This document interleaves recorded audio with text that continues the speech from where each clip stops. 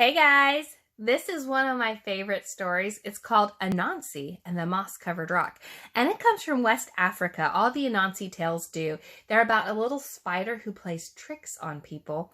But the thing is, at the end of the story, the spider always gets what's coming to him. So they're actually more like, they've got like a fable or kind of like a moral to this story. So see if you can figure out what the moral is to this story. Anansi and the Moss-Covered Rock. And the reading level is 2.4. It's worth half a point.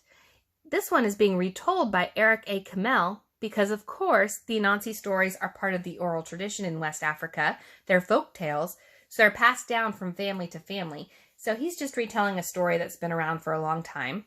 And it's illustrated by Janet Stevens. Here we go. Anansi and the Moss-Covered Rock.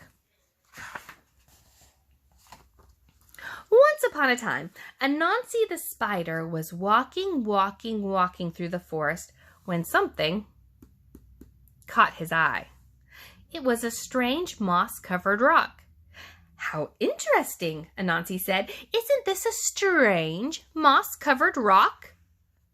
Well, as soon as he said those words, kaboom! Everything went black. Down fell Anansi, senseless. An hour later, Anansi woke up. His head was spinning.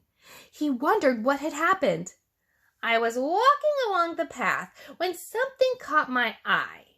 I stopped and said, 'Isn't this a strange moss-covered rock?' Kaboom! Down fell Anansi again, but this time when he woke up an hour later, he knew what was happening. 'Aha!' said Anansi. 'This is a magic rock. And whenever anyone comes along and says the magic words, "Isn't this a strange down he goes." This is a good thing to know," said Anansi, "and I know just how to use this trick." Oh, look, we have Lion. Looks like there's some sweet potatoes by his feet, maybe yams. So Anansi went walking through the forest until he came to Lion's house. Lion was sitting on the porch, and at his feet was a great pile of yams. Anansi loved yams, but he was a spider, and he was much too lazy to dig them up himself. Anansi said to Lion, "Hello, Lion. It is very hot today, don't you think so?" "Yes," Anansi said Lion. "It is terribly hot." "I'm going to go for a walk in the cool forest," said Anansi. "Would you like to come?" "I certainly would," said Lion. So Lion and Anansi went walking through the forest. After a while, Anansi led Lion to a certain place. "Lion, do you see what I see?" "Oh, yes, Anansi," said Lion. "Isn't this a strange moss-covered rock?" Kaboom! Down fell Lion. Anansi ran back to Lion's house and made off with Lion's yams. An hour later, Lion woke up. His head was spinning. Anansi was nowhere in sight. And when he got home, he found that every single one of his yams was gone. Lion was very sad.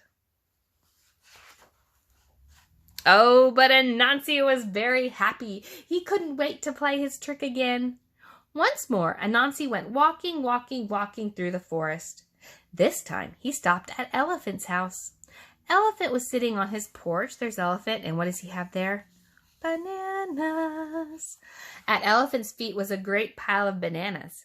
Anansi loved bananas, but he was too lazy to pick them for himself. So he said to Elephant, "Hello, Elephant. Isn't it hot today?" "It is," Elephant agreed. "I'm going for a walk in the cool forest," Anansi said. "Would you like to come?" "Oh, that sounds nice," said Elephant. "Thank you for inviting me, Anansi." So Anansi and Elephant went walking through the forest. After a while, Anansi led Elephant to a certain place. "Elephant, look, do you see what I see?" Elephant looked. "Yes, I do, Anansi. Isn't this a strange moss-covered rock?" Kaboom! Down fell Elephant. Anansi ran back to Elephant's house and made off with all of the bananas. An hour later, Elephant woke up. His head was spinning. Anansi was nowhere in sight. And when he got home, he found that every single one of his bananas was gone. One was even taken out of a peel. Oh, Elephant was very sad. But Anansi was very happy. He couldn't wait to play his trick again. He played it on rhinoceros. He played it on hippopotamus. He played it on giraffe. And he played it on zebra. He played it on every single animal in the forest. That was not very kind of him, huh? All this time, watching from behind the leaves, was Little Bush Deer. Wait a minute. Was she watching all this time? Do you think if we went back, we might see her in the pictures?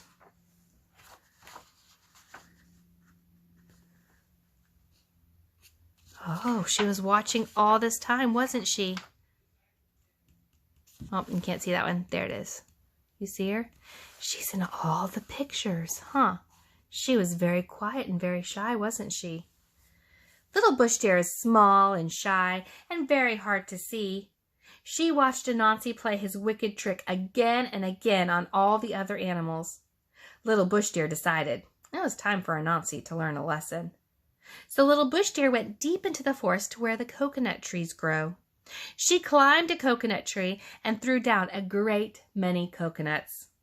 She carried the coconuts home in a basket and set them on her porch. Then she sat down beside them to wait. Now, if you look at these, they look more like watermelons than what we would think of coconuts, right? It's because they're inside. The thing that you think of as a coconut is actually inside the shell here. See, that's what we think of as coconuts. They're inside this shell. In a little while, along came Anansi. Anansi's eyes lit up when he saw Little Bush Deer's coconuts. Anansi loved coconuts. He loved to eat the tender white coconut meat and drink the sweet coconut milk inside. Oh, but he was much too lazy to gather coconuts himself. Instead, he said, "Hello, Little Bush Deer. It is so hot today." Little Bush Deer smiled. "It is very hot, Anansi." "I'm going for a walk in the cool forest. Would you like to come?" "Yes, I would," said Little Bush Deer. So Anansi and Little Bush Deer went walking in the cool forest. After a while, Anansi led Little Bush Deer to a certain place. We know this place, don't we? "Little Bush Deer, look over there. Do you see what I see?"